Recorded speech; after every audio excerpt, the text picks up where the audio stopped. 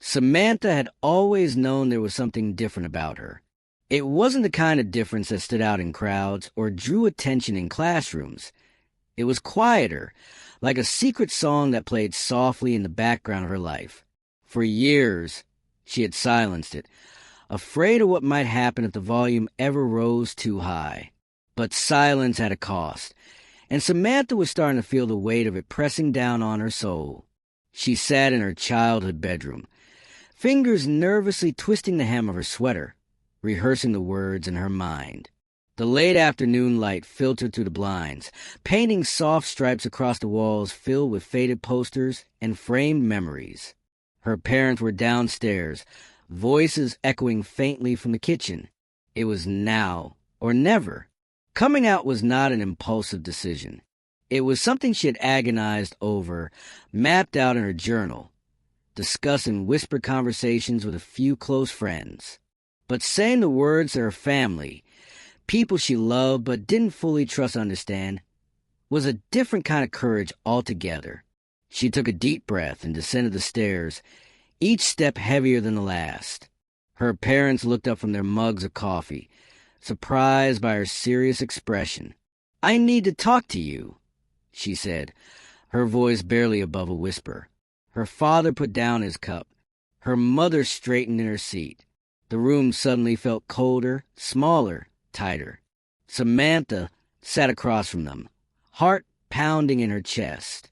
She could hear the blood rushing in her ears. She opened her mouth, closed it, then opened it again.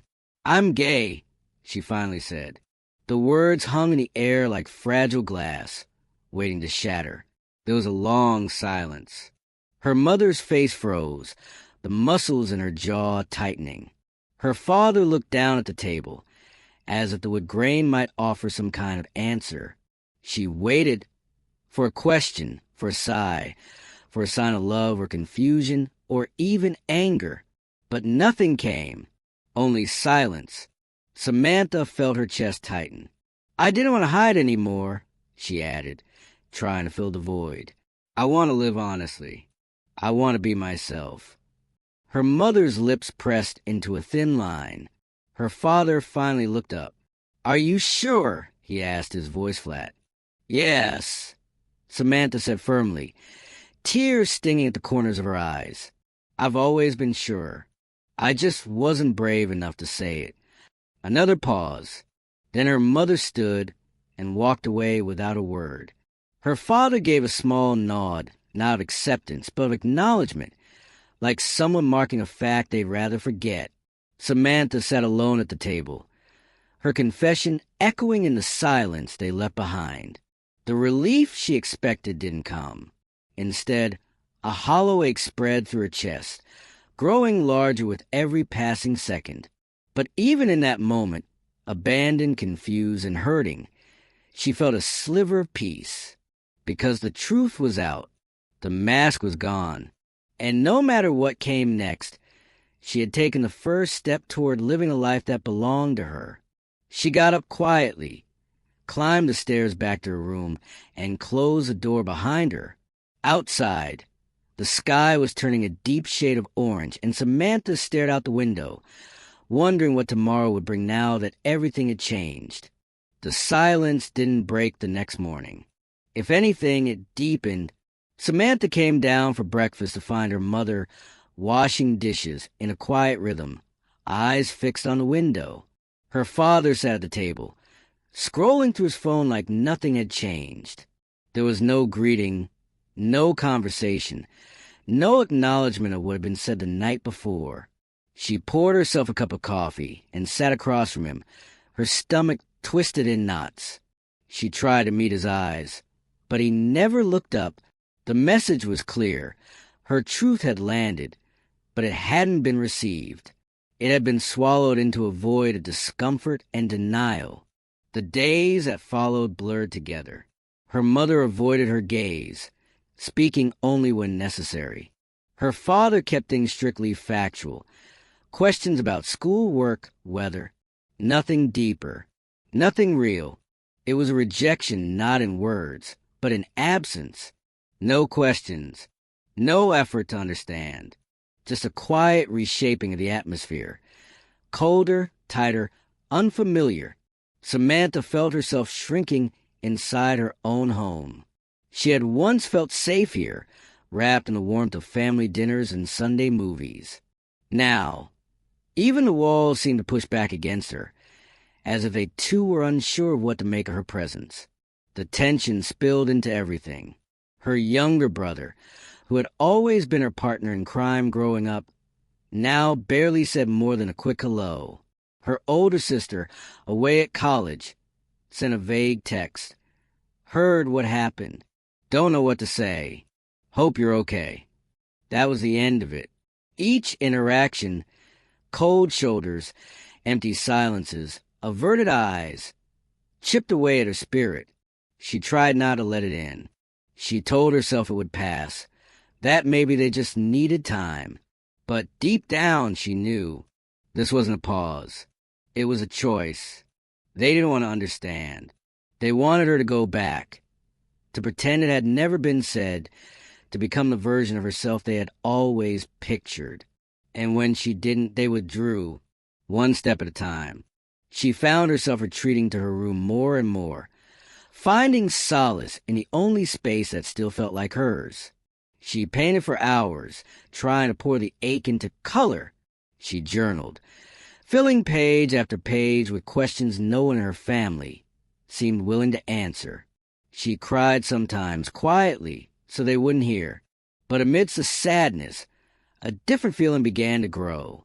It was a quiet strength, forged in the realization that she could not force someone to love a version of her they refused to see. She had opened herself up fully, offered them the deepest, truest part of who she was. And they had turned away. That hurt more than anything. But the pain held clarity. She was not broken. She was not wrong. She was simply unwanted in the form she had finally allowed herself to be. Samantha started to understand that family wasn't just about blood. It was about presence, empathy, effort, and love. Real love didn't vanish when the truth walked into the room. So she stopped trying to make them talk. She stopped shrinking to fit their comfort. She started protecting the light inside her because no one else was going to do it for her. And though the silence in her home remained loud, Samantha no longer mistook it for her fault. She had told the truth. She had honored herself. And that was the beginning of everything.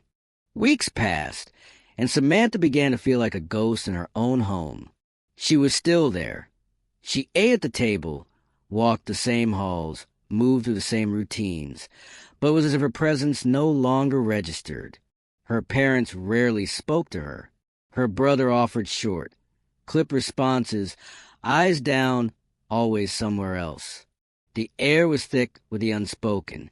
She didn't belong, and everyone seemed to agree on that, without ever saying a word.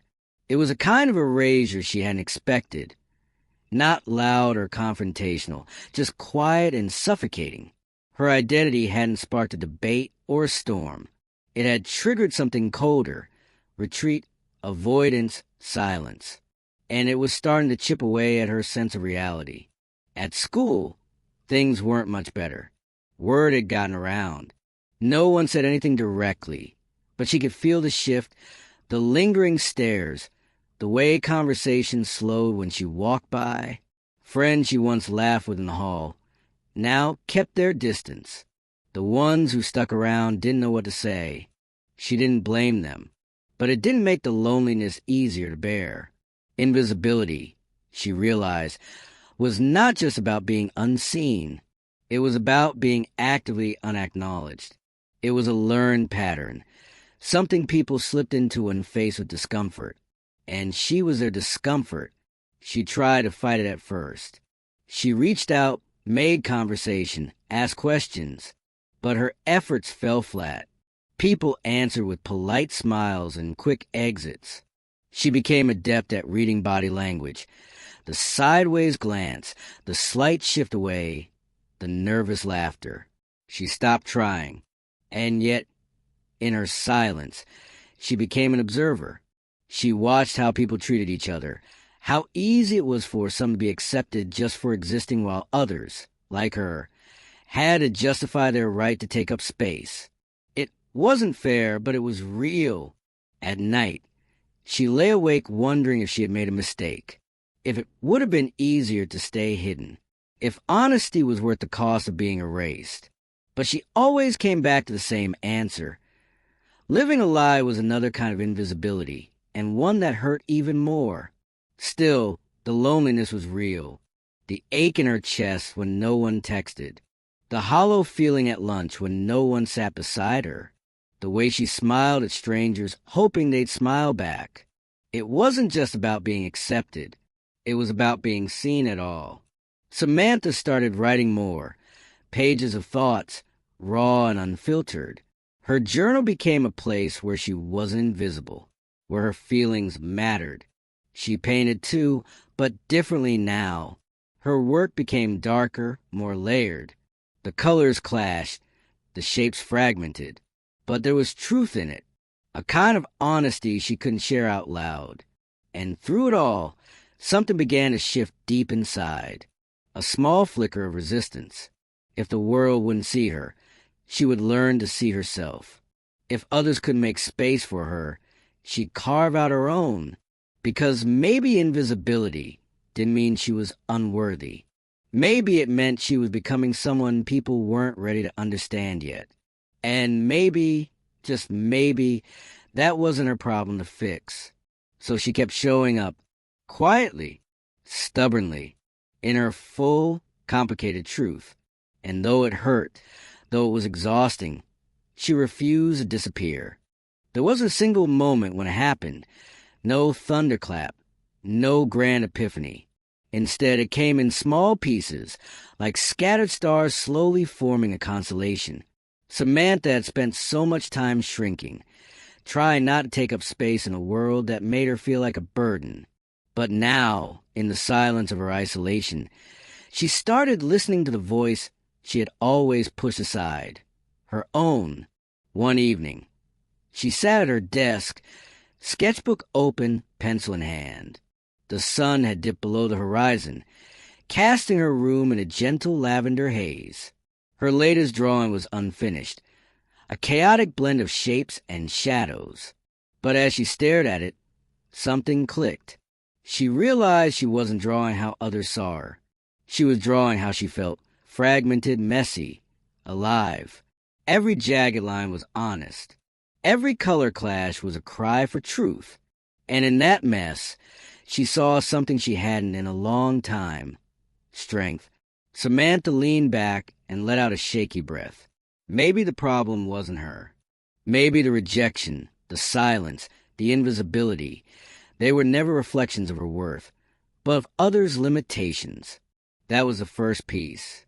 The next came days later, during a walk in the park. It was cold out, leaves scattered along the path like gold coins. She passed a mother and her child laughing, a couple holding hands, an old man feeding birds. They didn't look at her. They didn't need to. For the first time, she didn't need them to. She felt it then, a strange, unfamiliar calm. Her life hadn't become easier. Her parents were still distant, friends still unsure. But something inside her had shifted. She wasn't living in reaction to their approval anymore. She was starting to live for herself. That was the second piece. The final piece came late one night when she reread the journal entry she had written the day after coming out. It was raw, scared, almost apologetic. But now, reading it, she felt only compassion, not shame. She'd been so brave. She remembered the trembling in her hands, the lump in her throat, the aching need to be loved. She had walked into that moment with her heart wide open, hoping for acceptance. And while she hadn't received it from them, she could offer it to herself now. She closed the journal and whispered the words she had waited so long to hear. "I'm proud of you." It wasn't performative. It wasn't said for anyone else. It was quiet, personal, and entirely hers. That was the revelation. Her worth didn't need to be earned. It didn't depend on being understood. It existed whole and undeniable from the moment she chose to be honest about who she was. The loneliness didn't vanish, but it stopped defining her. The sadness didn't disappear, but it stopped being a prison. And in their place, something new began to bloom: clarity. Samantha began to carry herself differently, not with arrogance, but with assurance. She stopped waiting for apologies that might never come. She stopped hoping others would change just to make her feel okay. Instead, she leaned into the truth. She was enough. The world might not see her yet, but she saw herself clearly, fully, without condition. And from that moment forward, every step she took was no longer a retreat from pain, but a walk toward freedom. Winter came quietly. The days grew shorter. The cold crept in under doors and windows, and Samantha found comfort in the stillness of it all. She had stopped trying to make herself smaller. She no longer explained or apologized for who she was.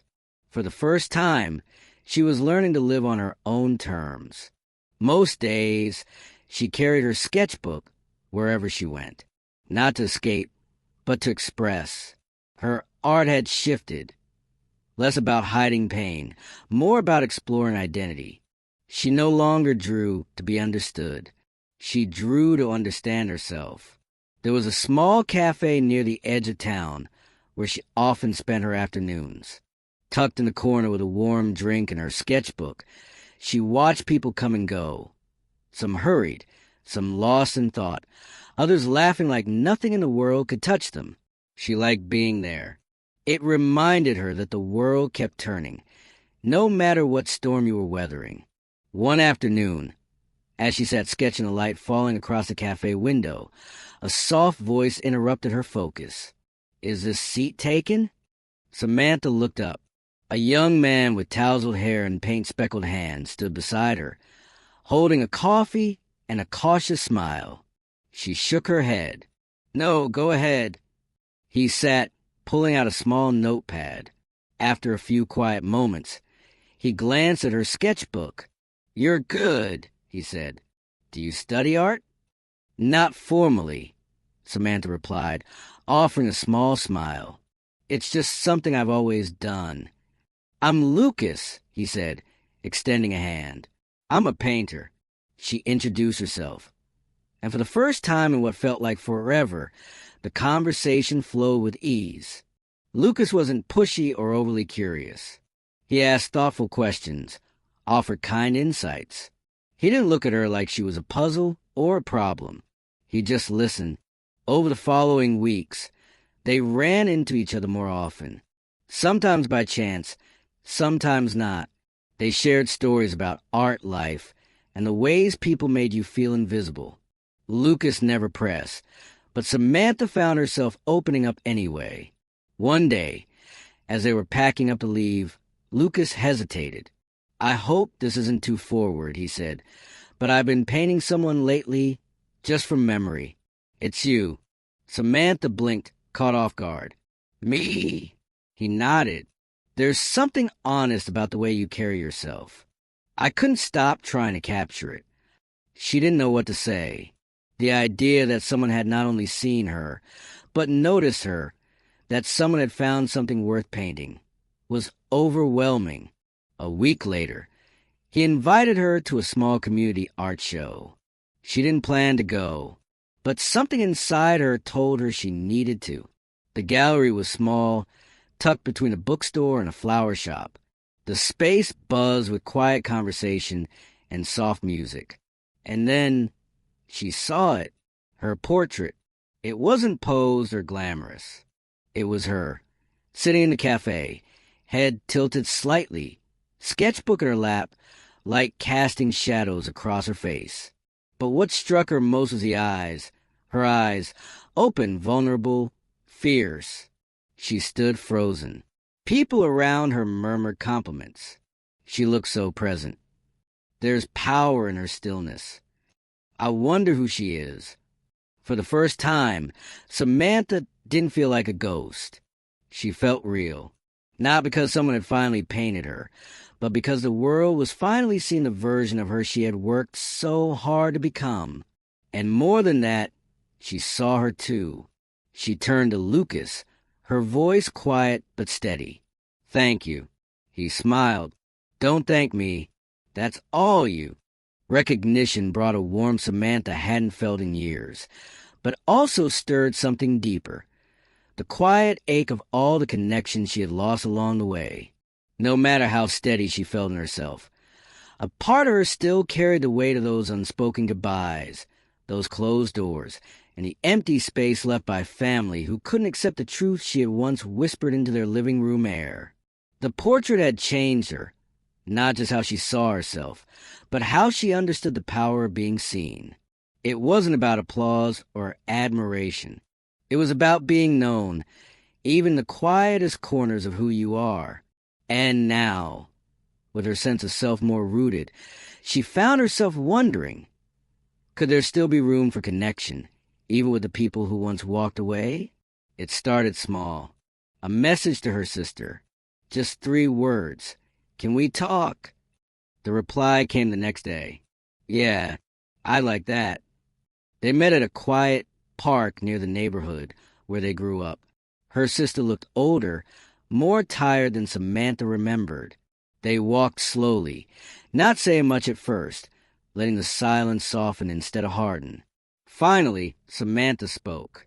"I didn't reach out before because I wasn't sure you wanted me to." Her sister stopped walking. "I didn't know how to reach back. I was scared and ashamed, honestly. I didn't stand up for you. I let Mom and Dad's silence become mine." There was a pause. Samantha's eyes stung, but she nodded. "You don't have to explain everything. I just needed to know if you still saw me. As me?" "I do," her sister said. "And I'm sorry I didn't sooner." That conversation opened a door, not wide, but enough for light to peek through. They didn't fix everything that day, but they started something real. Next came a visit to her brother's college dorm, then a coffee with her old childhood friend who had drifted away during the silence, then a long email to her aunt, the one relative who'd always made space for everyone at the table. Not everyone replied. Some did, awkward and unsure. Others responded with warmth. A few still chose silence. But Samantha no longer attached her worth to those outcomes. She reached out not for approval, but for possibility. And in those possibilities, she found something unexpected, healing, not instant, not easy, but real. She also began volunteering at a local LGBTQ plus center. The first time she walked through the door, her hands trembled slightly, afraid she wouldn't belong there either. But the room was filled with laughter and quiet nods of understanding. Strangers shared stories that mirrored her own, of family loss, of hard-won pride, of becoming whole in spite of the world's attempts to split them in two. She shared her story one evening during a support group. When she finished, the room was quiet for a moment. Then someone across the circle said, "Thank you for saying that out loud. I needed to hear it." It hit her in that moment. Her story wasn't just hers. Her courage gave others permission to find their own. Reaching out had once felt like risking rejection all over again. Now, it felt like building bridges, not only to others, but back to herself. The version of Samantha, who once cried quietly in her bedroom, now stood tall in community. She no longer feared vulnerability. She understood it as strength, the kind that rebuilds what silence once broke.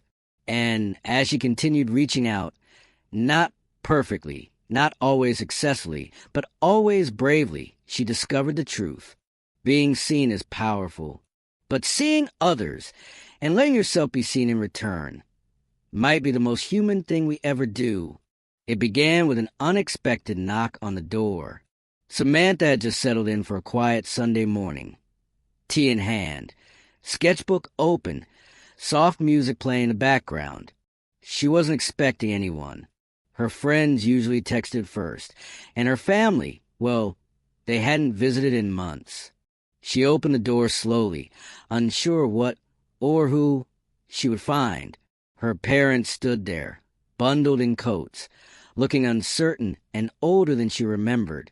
For a moment, no one spoke. Then her mother said softly, "Can we come in?"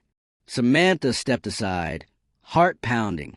She didn't know whether to feel hopeful or brace for disappointment. She led them into the living room, where they sat stiffly on the edge of the couch, hands folded in their laps like strangers in a waiting room. "We've been thinking," her father began, clearing his throat, "about a lot of things, about how we handled what you told us." Her mother's eyes, which once held so much avoidance, now looked glassy. "We didn't do right by you, Sam." The old anger stirred, uninvited. Samantha had spent so long grieving their silence that hearing regret now felt almost surreal. She didn't know what to say. "I know we were wrong," her father continued, "but I don't want that to be the end of our story." Samantha folded her arms across her chest. "It hurt, the way you pulled away. Like I became invisible to you." Her mother flinched, then nodded. "We didn't know how to handle it. We grew up different. It doesn't excuse it, but we're trying to unlearn some things." And Samantha asked, "Why now?" Her father met her eyes. "Because we miss you, and because someone showed us your portrait in that art show downtown. We saw you, really saw you, and it made us realize how far away we've drifted. We didn't recognize the strength in you before. We do now." The room fell silent again. Samantha's throat tightened. Part of her wanted to forgive them instantly, to fall into her parents' arms and let years of pain dissolve in a moment. But another part, wiser, stronger, knew that healing wouldn't be that simple. "You don't get to walk in and erase everything," she said quietly. "But you can start by being honest, by listening, by showing up." Her parents nodded. "We're here now," her mother whispered, "and we want to try." So they talked, for hours, about what it felt like. For her, for them. There were tears. There were apologies, some halting, others more certain. There were moments of discomfort, even awkwardness, but they didn't run from it this time. They listened. They didn't interrupt when she shared the raw parts of her experience. They didn't make excuses. And when they didn't know what to say, they said so, without changing the subject. That evening, her father asked to see her sketchbook. She handed it to him, watching as he flipped slowly through the pages, some dark, some full of fire, all honest. "These are beautiful," he said. "I'm sorry I didn't take the time to see them before." It was a start. Reconciliation didn't come with a grand speech or a perfect ending. It came in small gestures. Showing up, sitting with discomfort, asking questions instead of avoiding them. Over the next few weeks, they continued to rebuild, moment by moment. Her parents met some of her friends. Her mother sent her a podcast about LGBTQ plus experiences. Her father, once quiet and distant, began texting her photos of her old childhood drawings he'd found in the attic. They weren't trying to erase the past. They were trying to write a new chapter, one built on effort, understanding, and the willingness to grow. And for the first time in years, Samantha let herself believe that maybe, just maybe, healing was possible. Peace didn't arrive with a celebration. It didn't crash through the door or explode into her life like some kind of miracle. Instead, it came quietly, slowly, like the way sunlight filters through leaves after a storm. Samantha still carried the memories, the silences, the sting of rejection, the ache of invisibility. They hadn't vanished, but they no longer ruled her. They had become part of her story, not the whole of it. She had come so far, from the girl who whispered her truth into a quiet kitchen, to the woman who stood her ground, reached out, and dared to be seen. And as autumn settled into winter again, she noticed how the heaviness had lifted, not completely, but enough to breathe easier. enough to stand taller. One morning, she stood in front of her mirror, brushing her hair, when she caught a reflection and paused. She saw someone strong, not unbreakable, but resilient, not fearless, but brave. The kind of person who'd been knocked down, overlooked, underestimated, and still chose honesty over comfort. That kind of strength doesn't shout. It glows. Her life wasn't perfect. Some relationships remained distant. Not every friend had stayed. But the ones who did, those who saw her, truly saw her, had become pillars in her life. And her relationship with her parents? It was still a work in progress, but it was progressing. They were trying. She was trying. That counted. She no longer needed everyone to understand her. She no longer waited for permission to exist. That was freedom. Her art, once dark and tangled, had evolved. She still painted her pain, but she also painted joy, quiet moments, softness, healing. She painted a life that reflected who she had become. One afternoon, she held a small show at the community center, the same one where she had once shared her story in a trembling voice. This time, she stood confidently beside her work as people walked through the gallery, pausing, reflecting, connecting. A teenager approached her near the end of the show.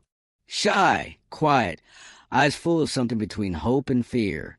"Your art, it made me feel less alone," they said. Samantha smiled gently. "You're not alone." She meant it. That night, she walked home beneath a sky full of stars. Her breath came in clouds, her cheeks pink from the cold, but inside she felt warm. Whole. She understood now that inner peace wasn't the absence of pain. It was a presence of self-acceptance. It was knowing who you are and choosing to stand in that truth, even when it's hard, especially when it's hard. Peace was setting boundaries without guilt, letting go of people without resentment, forgiving, not to excuse, but to release. Peace was walking into each day without armor and trusting that she could survive the world without hiding from it. And most of all, peace was coming home to herself, over and over again. She still had dreams to chase, questions to answer, a future to create. But she would do it now with both feet planted firmly in her truth.